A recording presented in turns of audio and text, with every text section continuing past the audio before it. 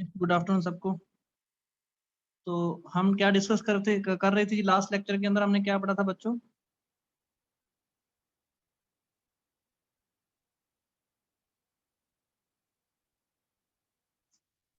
Transform किया था classmate को इनटू होस्ट। हमारे जो टॉपिक हैं इस चैप्टर के अंदर वो कवर हो गए हैं जी सारे। क्लोनिंग क्या होती है, कैसे करते हैं, और साथ में इलेक्ट्रोफोरेसिस, पीसीआर, ये सब कवर हो गया जी आपका।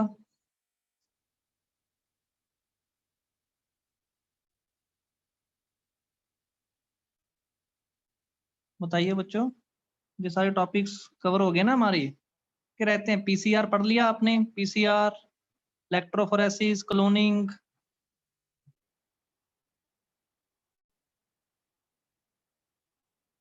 उससे ये तो हो गया सर। आज वो कह रहे थे एक्सप्रेशन वाला टॉपिक करना है। ओके, तो लास्ट टॉपिक बच्चे इस चैप्टर का पेंडिंग है कि आप जीन का प्रोडक्ट कैसे ले सकते हो ना। कि आपने सपोज कोई रिकॉम्बिनेंट टेक्नोलॉजी के थ्रू कोई जीन निकाला, वो बैक्टीरिया में डाल दिया, फिर उस बैक्टीरिया से प्रोडक्ट कैसे लेना है ना। Product generation, product generation from genetically modified organism. देखो, हम अपना जो जीन है वो किसी बैक्टीरिया में डालते हैं या किसी ऑर्गेनिज्म में डालते हैं, तो इसलिए डाला जाता है ना कि हमें उस जीन का प्रोडक्ट मिले। खासकर कोई हम एंटीबायोटिक बनाना चाहते हैं, हम कोई प्रोटीन बनाना चाहते हैं। एक बड़ी ही इसमें अच्छी एग्जांपल है इंसुलिन वाली। आपको पता है कि जो इंसुलिन है वो डायबिटीज को क्योर करने के लिए बहुत जरूरी है। तो डायबिटीज को क्योर करने के लिए हम इंसुलिन का इंजेक्शन लेते हैं, उसी वजह से हमारा जो ग्लूकोज का मेटाबॉलिज्म है वो रेगुलेट होता है। तो पहले हम क्या करते थे, आपको पता ही है, अगर मैं बायोटेक्नोलॉजी से पहले की बात करूं तो हम क्या करते थे, ये जो इंसुलिन है वो कहाँ से ऑब्टेन करते थे? पहले पहले हमें जो इंसुलिन मिलती थी एनिमल से। तो हम एनिमल्स की इंसुलिन को यूज कर रहे थे, और उसकी प्रॉब्लम ये थी कि वो एलर्जी कॉज करती थी, एलर्जी। क्योंकि वो किसी फॉरेन जीन का प्रोडक्ट है। आप एनिमल के जीन देखो, हमारा जीन इंसुलिन वाला ठीक है, अल्टीमेटली तो वो इंसुलिन ही है, उसने तो ग्लूकोज का मेटाबॉलिज्म ही रेगुलेट करना है, लेकिन वो प्रोटीन तो बाहर से है ना। तो हमारी बॉडी उसके अगेंस्ट जो है, एक तरीके से हमारा जो इम्यून सिस्टम है वो हाइपर सेंसिटिविटी रिस्पॉन्स शो करता था, जिसकी वजह से एलर्जी हो जाती थी लोगों को। तो एनिमल को, हम एनिमल के जीन से जो इंसुलिन मिलती है उसको हम यूटिलाइज कर रहे थे। तो फिर हमने क्या किया, हमने सोचा क्यों ना हम अपना इंसुलिन वाला जो जीन है, जो ह्यूमंस हैं, तो हमारी बॉडी में एक इंसुलिन वाला कोई तो जीन होगा ना। इंसुलिन तो एक प्रोटीन है, पेप्टाइड है एक।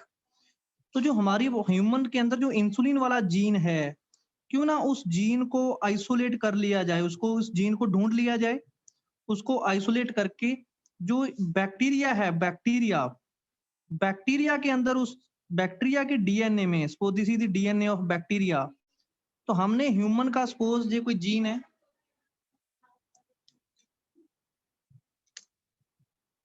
सपोज ये हमारा इंसुलिन का जीन है कोई, दिस वन। तो हमने क्या किया, ह्यूमन का इंसुलिन का जीन निकाला और बैक्टीरिया में डाल दिया, जहां पे बैक्टीरिया के अंदर डाल दिया। तो दिस इज, कोई सपोज मैं इसको कोई जीन लिख देता हूँ, जेड, जेड स्टार। तो मैंने जेड स्टार वाला जो जीन है जो ह्यूमन के अंदर था, जो मैंने कोई भी अल्फाबेट आप लिख सकते हो रिकॉग्नाइज करने के लिए। तो हम क्या करते हैं, हम ह्यूमन का डीएनए से इंसुलिन वाला जीन ढूंढ लेते हैं। उस जीन को, अब आपको पता है, उस जीन की क्लोनिंग करते हैं। क्लोनिंग करने के बाद आपको पता है कि कैसे बैक्टीरिया में डाला जाता है, ये सारा प्रोसेस हम डिटेल में पढ़ चुके हैं।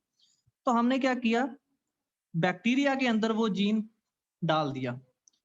और मैं क्या चाहता हूं कि ये जीन जहां पे एक्सप्रेस करे, क्योंकि अगर ये जीन जहां पे एक्सप्रेस करेगा तो ये प्रोटीन बनाएगा। और प्रोटीन कौन सी बनेगी इसके थ्रू? जो प्रोटीन बनेगी वो इंसुलिन होगी। और फिर मैं बैक्टीरिया को कल्चर कर लूंगा लार्ज स्केल पे, तो मुझे इंसुलिन मिलती रहेगी बैक्टीरिया से।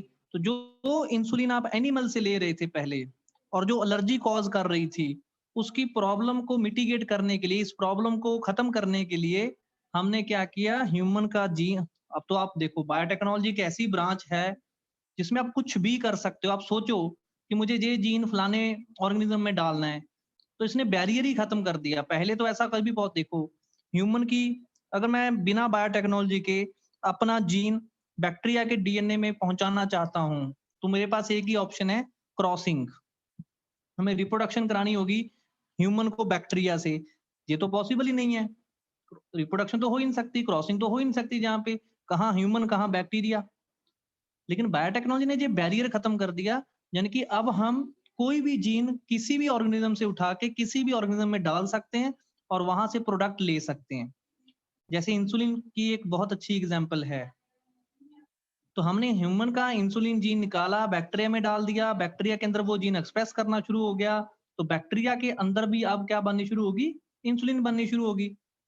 तो अब मैंने बस क्या काम करना है, ये सब करने के बाद हमने बस क्या करना है, मैंने तो इस बैक्टीरिया को, क्योंकि इस बैक्टीरिया में मैंने अपना जीन डाल दिया, तो ये जेनेटिकली मॉडिफाइड बैक्टीरिया हो गया ना, ये तो जीएम हो गया, जेनेटिकली मॉडिफाइड। देखो बैक्टीरिया में थोड़ी होता है इंसुलिन वाला जीन, वो तो मैंने बाहर से डाला बायोटेक्नोलॉजी के थ्रू।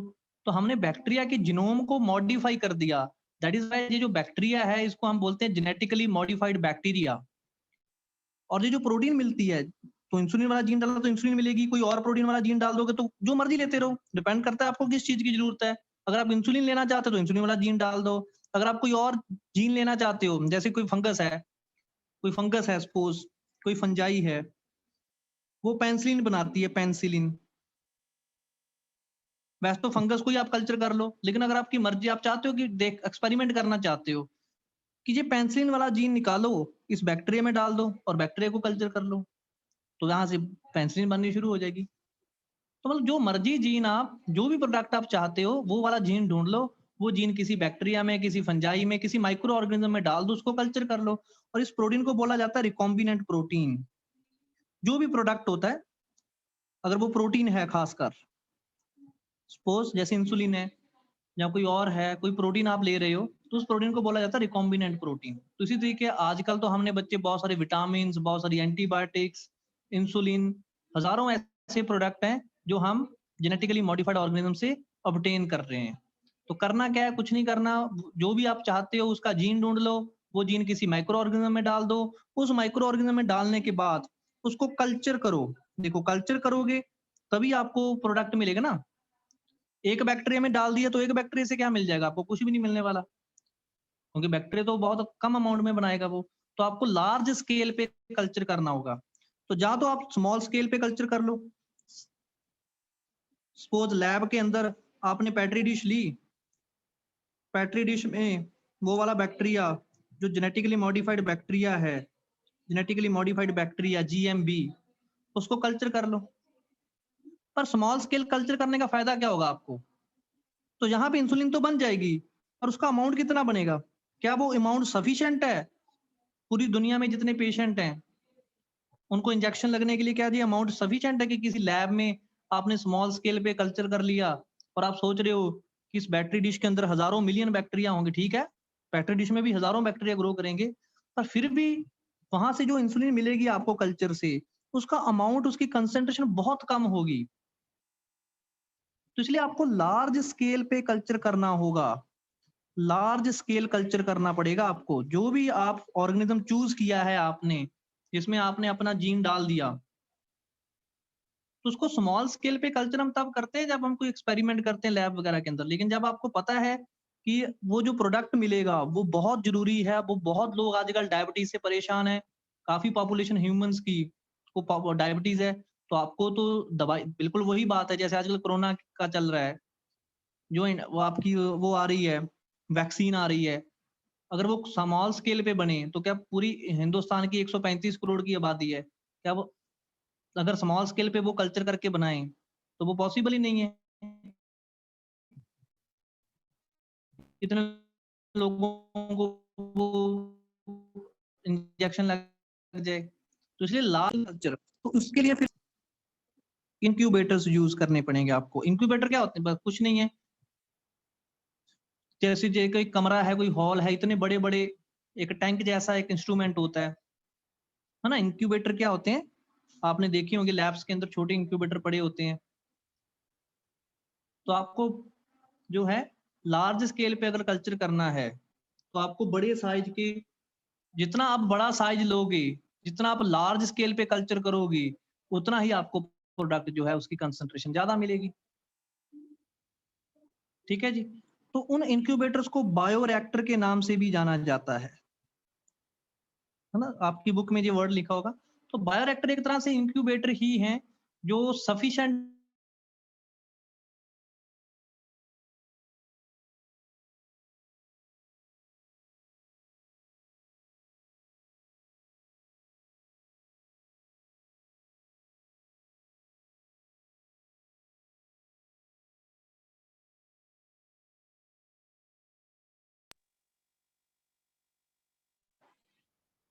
हाँ जी बच्चों, आवाज आ रही है मेरी आपको सबको?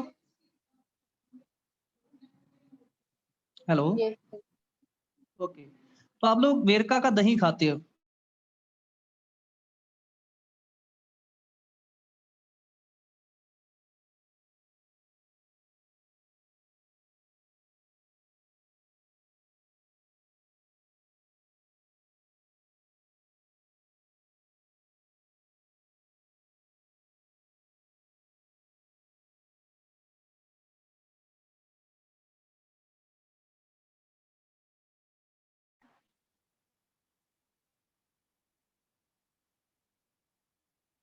बच्चों अब आवाज आ रही है मेरी?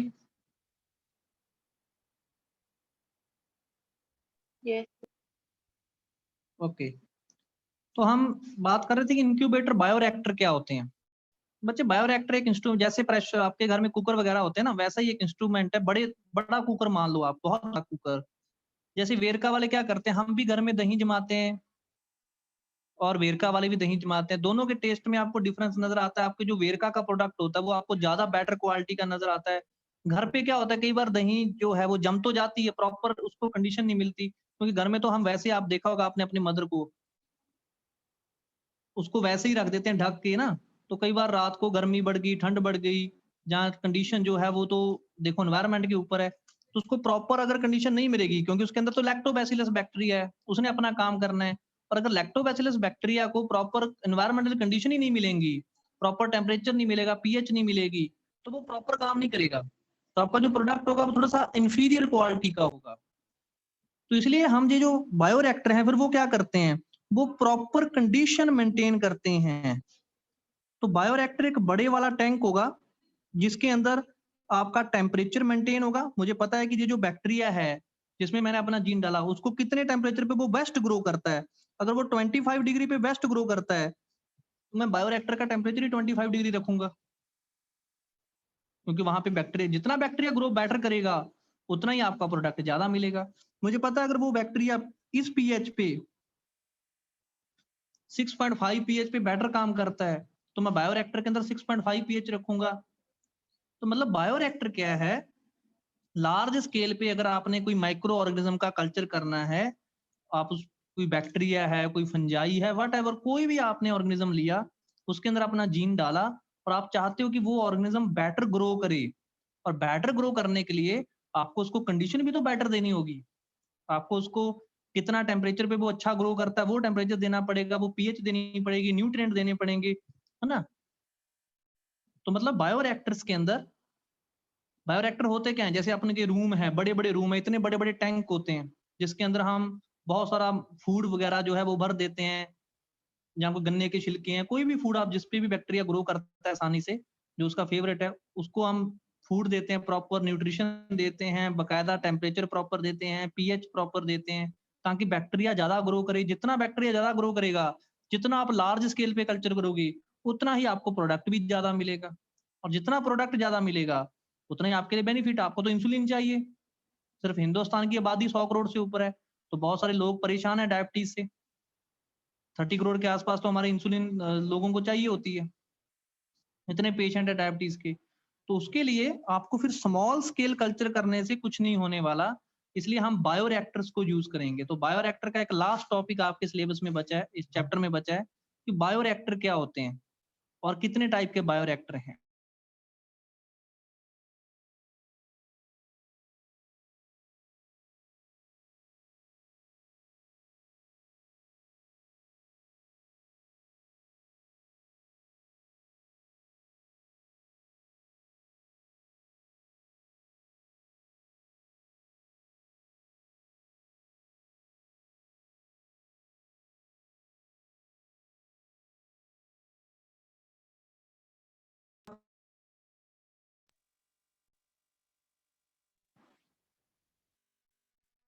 ठीक है जी। तो कल्चर करने के बाद जो है हम अपना जो प्रोडक्ट है वो वहां से ले लेते हैं, उसको प्यूरिफाई कर लेते हैं और उसको फिर डिस्ट्रीब्यूट, अगर वो इंसुलिन अगर वो ऑलरेडी टेस्टिफाइड है तो हम उसको मार्केट में बेच देंगे, और अगर वो फर्स्ट टाइम आप ऑब्टेन कर रहे हो प्रोडक्ट तो आपको उसको पहले टेस्ट करना होगा, फिर आप उसको उसकी जो है अप्रूवल लेनी होगी और फिर आप उसकी मार्केटिंग कर सकते हो। जैसे इंसुलिन के इसके केस में और कोरोना के केस में जो कोविशील्ड बनी है या फिर जो कोवैक्सीन बनी है।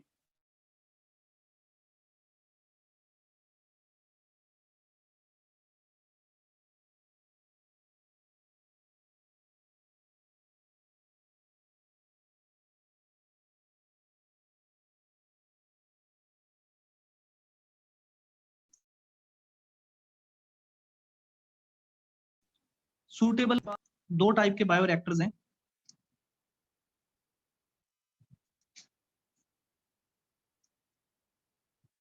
दोनों में डिफरेंस कुछ खास नहीं होता, दो लेकिन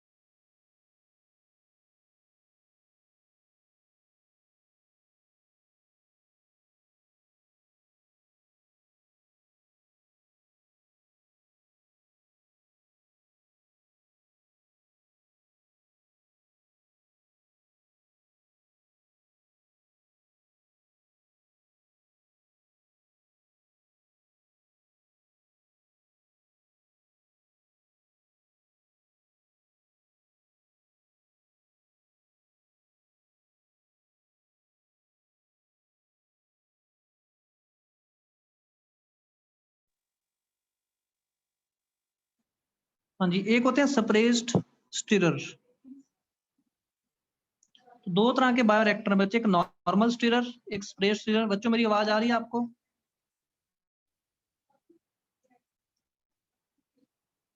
तो एक नॉर्मल स्टिरर बायोरिएक्टर है, एक स्प्रे स्टिरर है। दोनों में डिफरेंस कुछ नहीं है, दोनों एक टैंक के टाइप में होते हैं। एक बड़ा सारा टैंक होता है जिसमें हम सारा कुछ सामान रख देते हैं।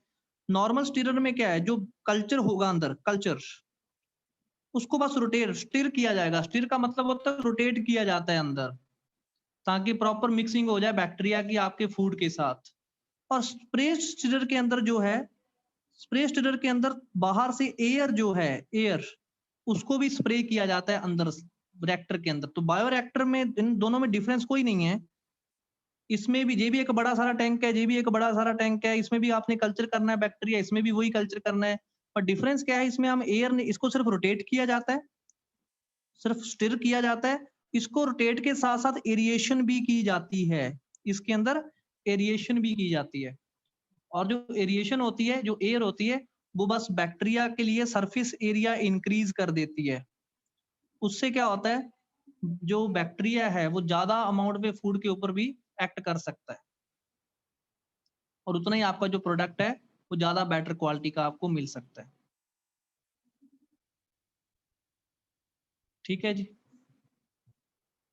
तो इसमें और कुछ नहीं है, बैक्टीरिया लिया जाता है, उसको कल्चर किया जाता है, चाहे नॉर्मल बायोरिएक्टर में कर लो, चाहे सेपरेट स्टीरर बायोरिएक्टर के अंदर कर लो।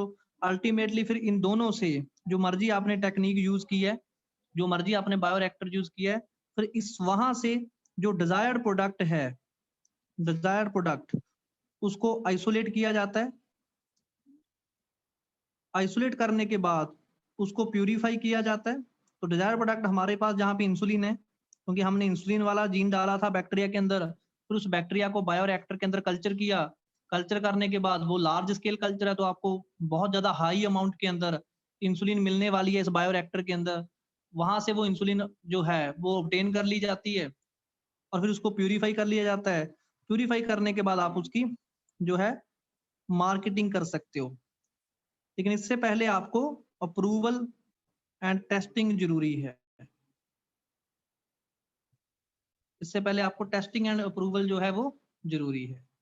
तो ये एक छोटा सा टॉपिक है बच्चों, जिसके थ्रू आप, जो लास्ट टॉपिक हमारा बचा हुआ था बायोरिएक्टर इसके अंदर, कि कैसे हम कोई अपना जो प्रोडक्ट है किसी माइक्रो ऑर्गेनिज्म के कल्चर से ले सकते हैं। काम बड़ा इजी है, जो मर्जी प्रोटीन आप चाहते हो, आप कोई एंटीबायोटिक बनाना चाहते हो, आपको पता चल गया कि ये वाली एंटीबायोटिक जी फलाने प्लांट में मिलती है, तो आपने पूरे प्लांट को ग्रो करके क्या लेना, है ना? इसका इस चीज़ का एडवांटेज क्या है? जैसे मैं आपको बात करूँ, कोई टोबैको का प्लांट है, टोबैको का प्लांट है, मुझे पता है कि इस टोबैको के प्लांट से मुझे निकोटीन मिलने वाली है, निकोटीन मिलने वाली है। तो निकोटीन तो बड़ा इम्पोर्टेंट एक वो मेडिसिन के अंदर यूज़ किया जाने वाला प्रोडक्ट एल्किलॉइड है। तो निकोटीन लेने के लिए मुझे इस टोबैको प्लांट को कल क्या करना होगा? फील्ड में लगाना होगा। तो एक तो मेरे पास ये ऑप्शन है, कन्वेंशनल एग्रीकल्चर करनी होगी मुझे। उसके लिए मुझे लार्ज स्केल पे लैंड चाहिए, कितने एकड़, जितनी ज़्यादा मैं लैंड पे लगाऊँगा प्लांट उतना मेरा फ़ायदा होगा। लेकिन दूसरा सॉल्यूशन क्या है? तो दूसरा सॉल्यूशन बड़ा सिंपल है। आप एक रूम के अंदर बड़ा सारा बायोरिएक्टर लेके आप वो काम कर सकते हो। तो आप ज़रूरी थोड़ी है कि आप जो प्लांट है, कोई टोबैको प्लांट है, उससे आपको निकोटीन मिलती है, तो निकोटीन लेने के लिए आपको ज़रूरी थोड़ी है कि टोबैको प्लांट की एग्रीकल्चर करनी होगी। उसको आपको खेती-बाड़ी में लेके जाना पड़ेगा, प्लांट लगाने पड़ेंगे फील्ड में। उससे तो आपका लेबर भी लगेगा, उससे तो आपकी लैंड भी यूज़ होगी और उतना बेटर आपको, क्योंकि वो टोबैको का प्लांट फील्ड में अगर लगेगा, तो वहाँ पे एनवायरनमेंट भी आपके कंट्रोल में नहीं है। वहाँ पे तो टेम्परेचर जो है वो वेरी करता रहेगा। तो एनवायरनमेंट इन्फ्लुएंस होने की वजह से हो सकता है आपकी फसल खराब हो जाए, बारिश हो जाए, ज़्यादा हो जाए, बारिश कम हो जाए। तो इसमें तो 100 झंझट हैं। आपका लेबर लग रहा है, आपका फील्ड यूज़ हो रहा है, आपका जो प्रोडक्ट है वो शायद उतना बेटर क्वालिटी का ना मिले, क्योंकि एनवायरमेंटल कंडीशन जहाँ पे आपके कंट्रोल में नहीं है। लेकिन दूसरा तरीका क्या है? क्यों ना इस प्लांट का वो जीन ढूँढ लिया जाए, जो निकोटीन बनाता है। उस जीन को ढूँढ लो, वो जीन ढूँढ के उसको किसी बैक्टीरिया में डाल दो और बैक्टीरिया को कल्चर कर लो बायोरिएक्टर के अंदर। तो एक ही रूम के अंदर आपको कल्चर जो है प्रोडक्ट मिलना शुरू हो जाएगा और उस बायोरिएक्टर से आपको निकोटीन मिलनी शुरू हो जाएगी। तो मतलब ये बेनिफिट है इस टेक्नोलॉजी का कि आजकल हम बहुत सारे विटामिन्स ऐसे पैदा कर रहे हैं, बहुत सारी एंटीबायोटिक्स ऐसे पैदा कर रहे हैं, बहुत सारी वैक्सीन ऐसे पैदा की जा रही है, ठीक है जी? जहाँ इंसुलिन ऐसे पैदा की, कोई भी प्रोडक्ट आप लगा लो जो आपको चाहिए, तो ज़रूरी नहीं कि जिस ऑर्गेनिज़्म से वो प्रोडक्ट मिलता है वही उसको ही आपको ग्रो करना पड़े, कल्चर करना पड़े। बस वो जीन ढूँढ लो, जीन ढूँढ के क्लोनिंग करके उसको किसी डिज़ायर्ड बैक्टीरिया में डाल दो, किसी फंजाई में डाल दो, फिर उसको कल्चर कर लो और कल्चर लार्ज स्केल पे कर लो। बायोरिएक्टर्स के अंदर कर लो। बायोरिएक्टर्स के अंदर एक तो लार्ज स्केल पे कल्चर हो जाता है, दूसरा एनवायरनमेंट जो कंडीशन आपके कंट्रोल में है, कितना टेम्परेचर देना है, कितना पीएच देना है, कितने न्यूट्रिएंट देने हैं, कितना वाटर अमाउंट रखना है। उससे क्या होता है, आपका जो कल्चर है वो ज़्यादा बेटर क्वालिटी का होता है। जितना कल्चर ज़्यादा बेटर होगा, उतना ही आपका जो प्रोडक्ट है, जो डिज़ायर्ड प्रोडक्ट है, वो भी आपको उतनी ही बेटर क्वालिटी का मिलेगा। तो ये था जी आपका लास्ट टॉपिक बच्चों इस चैप्टर में, जो बायोटेक्नोलॉजी है। इस चैप्टर के अंदर this is the last topic. बताइए कोई डाउट हो इस चैप्टर के किसी और टॉपिक के अंदर, नहीं फिर हम आगे चलते हैं जी। ये चैप्टर फिर हमारा यहीं पे ओवर हो जाएगा, लेकिन मैं साथ में इसकी एप्लीकेशंस भी हम इसके साथ में ही करेंगे। हाँ जी। तो सर बट इसकी तो कोई गारंटी नहीं है ना, जो हमने अपना जीन ऑफ इंटरेस्ट डाला है वो बैक्टीरिया में जाके एक्सप्रेस करेगा। गारंटी बच्चे, अगर वो एक्सप्रेस ही नहीं करेगा फिर आपका फायदा क्या हुआ? यही तो हमने शॉर्ट ही करनी है, यही यहीं पे तो आपका देखो, मैंने कोई जीन लिया, ये ए जीन मैंने इस बैक्टीरिया में डाल दिया, दिस इज बैक्टीरिया, ये बैक्टीरिया का डीएनए है, ये ए जीन मैंने इसमें डाल दिया यहाँ पे। अगर ये जीन जहाँ पे अपने आप को एक्सप्रेस ही नहीं करेगा, तो मुझे बैक्टीरिया को कल्चर करने का कोई फायदा नहीं होगा। इसलिए तो पहले मैं शॉर्ट ही करूंगा, पहले मैं लार्ज स्केल पे कल्चर नहीं करूंगा, एकदम स्मॉल स्केल पे कल्चर करूंगा। तो हम अपना जीन ऑफ इंटरेस्ट जब किसी बैक्टीरिया में डालते हैं, तो हम एक्सप्रेशन वेक्टर के थ्रू डालते हैं, हम क्लोनिंग वेक्टर को नहीं यूज करते। एक्सप्रेशन वेक्टर एक स्पेशल टाइप के डिजाइंड वेक्टर होते हैं जो आपको श्योरिटी देते हैं। वेक्टर तो वही होगा, प्लास्मिड वगैरह कुछ ऐसे ही होगा ये वेक्टर, पर वो आपका जीन वहां पे इंसर्ट करेंगे जहां पे 99% श्योरिटी होगी कि आपका जीन एक्सप्रेस करेगा ही करेगा। तो इसलिए हम क्लोनिंग वेक्टर नहीं यूज करते, जहां पे एक्सप्रेशन वेक्टर को यूज करते हैं जब हम अपना जीन ऑफ इंटरेस्ट किसी ऑर्गेनिज्म में डालते हैं। तो एक्सप्रेशन वेक्टर जो शॉर्ट ही दे देता है हमें। आप हायर क्लास, शायद आपने प्लस इस चैप्टर में इसको डिटेल में ना पढ़ा हो, और आप हायर जो क्लासेस हैं उसमें हम पढ़ेंगे डिटेल के अंदर कि कैसे एक्सप्रेशन वेक्टर आपके जीन को वहां पे डाल के आता है जहां पे जो शॉर्टी होती है कि वो जीन बैक्टीरिया में जाके एक्सप्रेस करेगा 100%। और अगर वो जीन एक्सप्रेस ही नहीं करने वाला तो फिर तो आपका जो फ्लॉप हो गया शो सारा, फिर तो आपको कोई फायदा ही नहीं है। आपने अपना जीन भी डाल दिया, है ना, और वो जीन अंदर जाके काम ही नहीं कर रहा। आपने इंसुलिन वाला जीन डाल दिया और बैक्टीरिया के अंदर वो इंसुलिन वाला जीन जाके काम ही नहीं कर रहा, इंसुलिन तो बन ही नहीं रही। तो फिर आप बैक्टीरिया को कल्चर करके क्या करोगे लार्ज स्केल पे, बताइए? कोई फायदा है फिर हमें बैक्टीरिया को कल्चर करने का? कोई बेनिफिट नहीं है। इसलिए पहले जीन डाला जाता है, फिर उसको उस बैक्टीरिया को देखा जाता है, टेस्ट किया जाता है कि वाकई अपना जीन का प्रोडक्ट मिल रहा है, तो स्मॉल पेट्री डिश में कल्चर किया जाता है, लैब के अंदर स्मॉल स्केल में कल्चर किया जाता है, ताकि अगर नहीं भी कर रहा तो आपका कोई ज्यादा नुकसान ना हो। ये ना हो कि आपने जीन डाल दिया, सीधा इस बैक्टीरिया को उठा के बायोरिएक्टर में फेंक दिया और लार्ज स्केल पे कल्चर स्टार्ट कर दिया एकदम से, लेकिन बाद में पता चले वो तो जीन एक्सप्रेस ही नहीं किया। आपका टाइम तो वेस्ट हुआ, साथ में जो है लेबर भी वेस्ट हुई और पैसा भी वेस्ट हुआ। तो इसलिए पहले स्मॉल बेटर है कि अगर आप शॉर्ट ही लेना चाहते हो तो पहले स्मॉल स्केल पे कल्चर कर लो इसको। तो स्मॉल स्केल अगर कल्चर करोगे तो आपको उससे पता चल जाएगा। पेट्री डिश में कल्चर कर लो, पेट्री डिश में अगर आपको इंसुलिन मिल रही है तो ऑब्वियस सी बात है, फिर जब उसको लार्ज स्केल पे कल्चर करोगे तो वहां पे भी इंसुलिन आपको मिलनी शुरू हो जाएगी। ठीक है जी, क्लियर होगी बात बच्चों? Yes sir. हाँ जी, और कोई डाउट किसी बच्चे का, और कोई क्वेश्चन हो?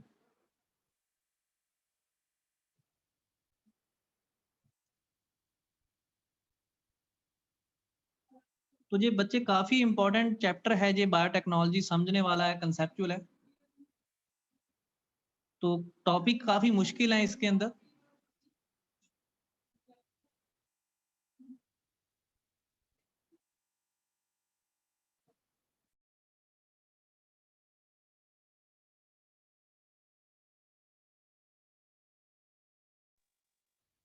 हाँ जी बच्चों, आवाज आ रही है मेरी सबको? एक दो बच्चों के मैसेज मिले हैं कि आवाज नहीं आ रही। अभी सबको क्लियर है, ओके है? यस। कोई बच्चा ऐसा तो नहीं जिसको आवाज नहीं आ रही? बच्चे मैसेज लिख दो जहाँ पे चैटिंग में, व्हाट्सएप पे मत लिखो। अगर आपको आवाज नहीं आ रही तो यहीं पे मैसेज छोड़ दो चैट के अंदर, ठीक है? तो ये चैप्टर बच्चे काफी इंपॉर्टेंट है क्योंकि इसमें ज्यादातर पार्ट समझने वाला है। 4-5 टॉपिक हैं जिसके अंदर हमने क्लोनिंग पढ़ी, पहले सेल बेस्ड क्लोनिंग पढ़ी, पीसीआर बेस्ड, बैक जैक, फिर हमने पीसीआर पढ़ा, फिर हमने इलेक्ट्रोफोरेसिस पढ़ा। अगर आपको वो सारे टॉपिक क्लियर हैं तो मैं आगे चलता हूँ। अगला चैप्टर है बायोटेक्नोलॉजी का। तो 2 चैप्टर हैं जी आपके सिलेबस में, biotechnology first part and biotechnology second part. तो सेकंड पार्ट में कुछ खास नहीं है, सिर्फ एप्लीकेशंस हैं, एप्लीकेशंस ऑफ बायोटेक्नोलॉजी। तो ये 2 चैप्टर आपका एक साथ ही है जी। नेक्स्ट चैप्टर है, क्योंकि पिछला चैप्टर हमारा ओवर हो गया। अगर फिर भी आपको पिछले चैप्टर के किसी लेक्चर में डाउट है या किसी टॉपिक में तो बता दो, आज हम उसको मैं दोबारा कर सकता हूँ, नहीं फिर मैं नेक्स्ट चैप्टर की तरफ बढ़ता हूँ, that is applications of biotechnology. Sir आपने हाँ जी एप्लीकेशन से पहले कौन सा टॉपिक कराया? बच्चे, हमने सिर्फ जो लास्ट टॉपिक पेंडिंग था हमारा, कि अगर आप इन जो जीन आपने डाला है किसी बैक्टीरिया में या किसी ऑर्गेनिज्म में, आपने जीन प्रोडक्ट कैसे लेना है, generation of gene product from micro organism. ठीक है, आपने अपना जीन डाल दिया किसी ऑर्गेनिज्म में और उससे वो प्रोडक्ट लेना कैसे है, वो है। तो लास्ट टॉपिक था वो उस चैप्टर का। तो किसी को कोई डाउट नहीं जी पिछले चैप्टर में? क्लोनिंग, पीसीआर, इलेक्ट्रोफोरेसिस, 3 ही मेन टॉपिक है उसके अंदर। ठीक है जी, फिर हम बात करते हैं नेक्स्ट चैप्टर जो है, एक साथ ही इसके क्वेश्चन आंसर हम बाद में करेंगे। एप्लीकेशंस ऑफ बायोटेक्नोलॉजी क्या है? हाँ जी, बायोटेक्नोलॉजी के क्या बेनिफिट है, किस किस फील्ड में आपको इसकी एप्लीकेशन देखने को मिलती है। तो अब आपने सारा चैप्टर पढ़ लिया, आपको थोड़ा बहुत आइडिया हो गया होगा कि हम बायोटेक्नोलॉजी के थ्रू कोई भी प्रोडक्ट ले सकते हैं, चाहे कोई विटामिन है, चाहे कोई एंटीबायोटिक है। ब्रीफ क्लोनिंग, कोई बात नहीं बच्चे, क्लोनिंग को ब्रीफ कर देते हैं। तो एप्लीकेशन के अंदर इसकी एग्रीकल्चर में भी एप्लीकेशन है, आपने देखा होगा जेनेटिकली मॉडिफाइड प्लांट्स आते हैं आजकल, तो बीटी कॉटन आता है, बीटी ब्रिंजल आता है, बीटी टोबैको आता है, डिजीज रेजिस्टेंट प्लांट आते हैं, इंसेक्ट रेजिस्टेंट प्लांट आते हैं, वायरस रेजिस्टेंट प्लांट हमने बना लिए, हर्बिसाइड रेजिस्टेंट प्लांट हमने बना लिए। एग्रीकल्चर के अलावा हमने एंटीबायोटिक्स प्रोड्यूस करने शुरू हो गए, वैक्सीन बनाने शुरू हो गए। तो मतलब हर एक फील्ड में इसकी एप्लीकेशन है। हम डिजीज को क्या और कर सकते हैं ह्यूमन के अंदर, अगर आज कोई डिजीज हो जाती है किसी जीन में डिफेक्ट की वजह से, हम जीन थेरेपी करनी शुरू हो गए। तो मतलब हर एक फील्ड के अंदर ही इसकी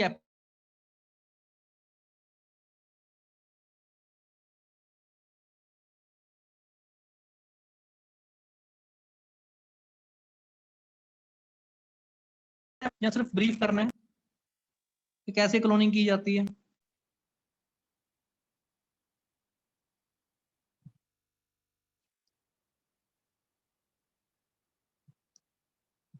सूक्ष्म बच्चे, सिर्फ ब्रीफ करना है या सारा टॉपिक एक्सप्लेन करना है?